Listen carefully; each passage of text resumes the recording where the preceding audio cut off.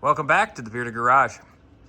So I got a first part of a multi-part series here. I picked up this car yesterday.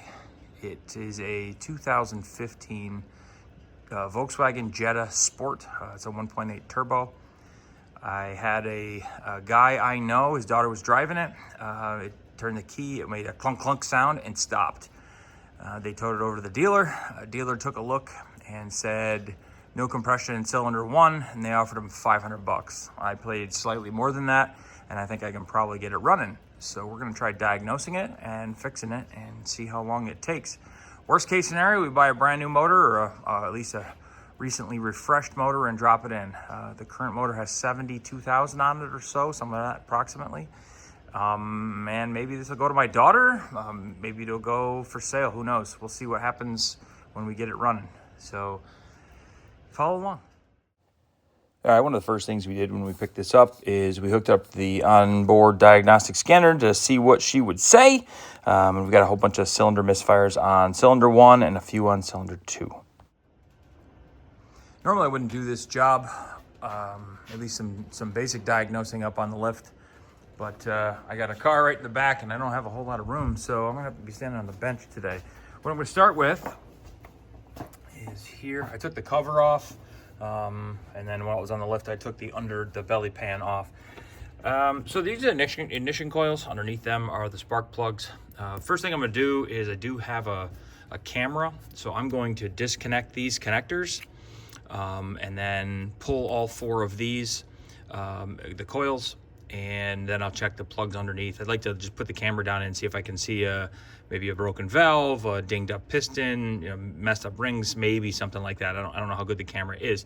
In order to do that, these are 10 mil nuts. This is a ground wire, I believe. So I got 4 ground wires, but you'll see there's actually 2. I think this is a nut and this is a bolt. The bolt goes all the way down through into the head here. So we'll get this apart and show you what I see.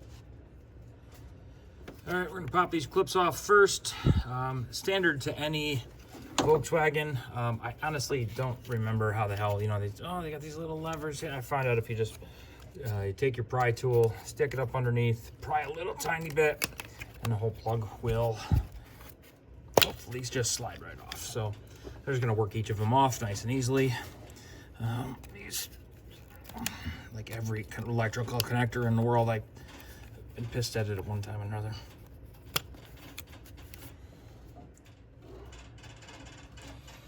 Hey, once we got all these, they're at least loose now. They're not completely off, but we want to pull the wires too tight.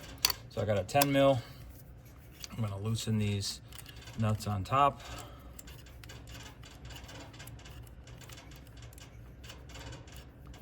Pull the ground wire, and then I'll be able to pull the harness. So I'll do that for all of them. For some of them, you'll notice they actually start to twist, so you can counter hold with, it looks like another 10 here, so. All right. All right, so it doesn't look like it was, a 10 mil wrench, box end wrench was too big underneath, so if you don't have your set, get yourself a set of these Nipexes. Go buy them. Buy every one they make. In fact, anything that Nipex makes kicks ass. So counter hold them. You don't want to rip these wires. The connectors are not, especially on a 10-year-old car, connectors are probably not in non-rusty condition, especially up here in the salt belt. Once all the ground wires are removed, we should be able to just pull this up and pull all these clear. Once they're clear, they should swing out of the way. There we go. All right, I think there is a plug. Take a look here. The connector right here, holding it in place. So we'll pull that out and then pull this harness out. So I just connected the harness here on that clip. It's actually up out of the way enough now that I can actually pull these. So it's a 10 mil bolt there. Going down, I'm gonna pull these ignition coils off, and then we'll wind up pulling the spark plugs out. we'll see if we can put a camera down in there, and then we'll try compression tests. So we'll take all 4 of these out. Should be pretty easy. Maybe just a little bit of wiggling to get them out. As you're finishing pulling it out, it will make a funny sound. All right, that's an ignition coil. I'm also going to number these so I know which ones they go back in. I'll also test them all as well. Spark plug. Next, I actually picked this up quite a while ago. It's a gear wrench 5/8 magnetic spark plug adapter. I actually picked it up because it's the only one that seems to fit and is long enough for the 993s. So I'll take these spark plugs out, be nice and careful doing it, and then show you what the camera sees. We're going to take a look in the cylinder. I've labeled these.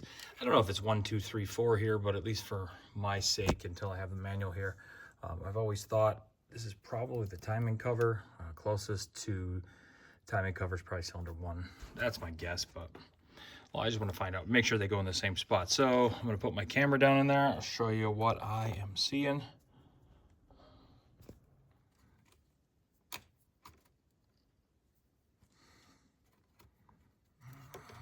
Twist it around.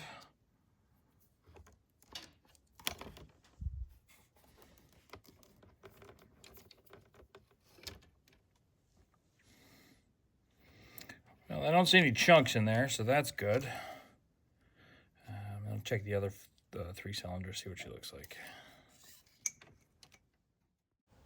So the dealer that took a look at this for my friend, they said they replaced all 4 spark plugs, but it doesn't appear they did here. This is the epitome of why I do my own work. All right, I've gone and pulled all of the spark plugs, and I have put the bore sight, Borescope down and looked. I don't see any chunks in there. So since I don't see any broken valves or anything like that, I'm gonna test compression.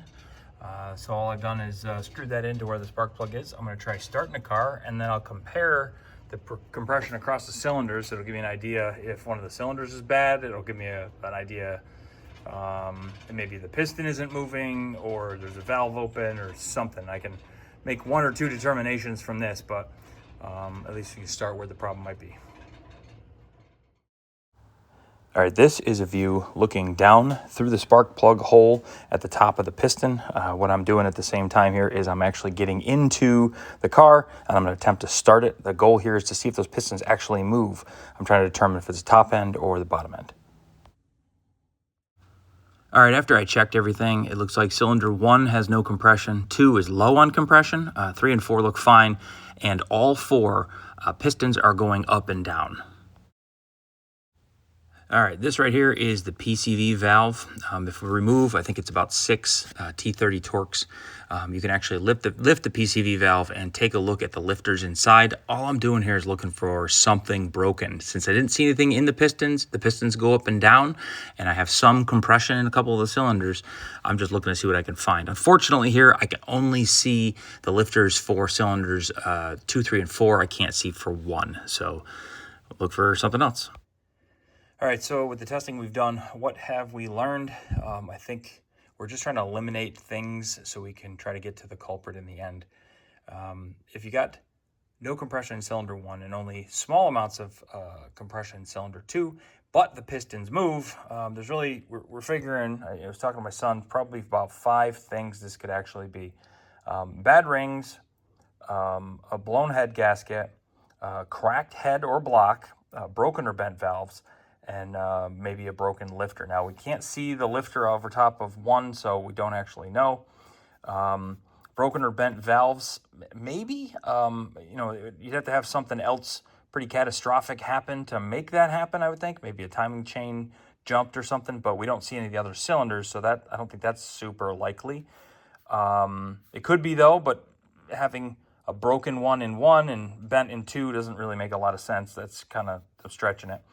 Cracked head or block, we're just going to say no, because we hope that's not what it is.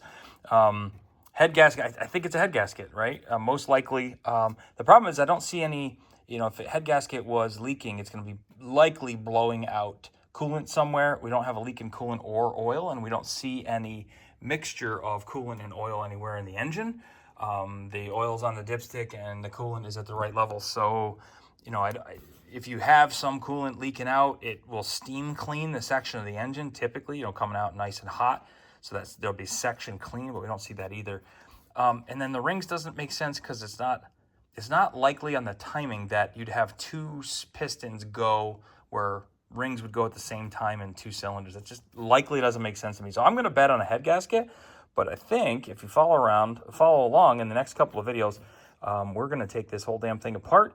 And once we get all the way down, we'll show you the lifters, we'll show you the valves, show you the head once we pull it off. And if it turns out to a head gasket, we'll probably wind up doing the timing belt, the water pump, probably the idler pulleys, or the pulleys, the tensioners, I should say, also for the timing chain on this. So I don't know. Stay tuned. We only started to scratch the surface here. We just don't know what's wrong yet.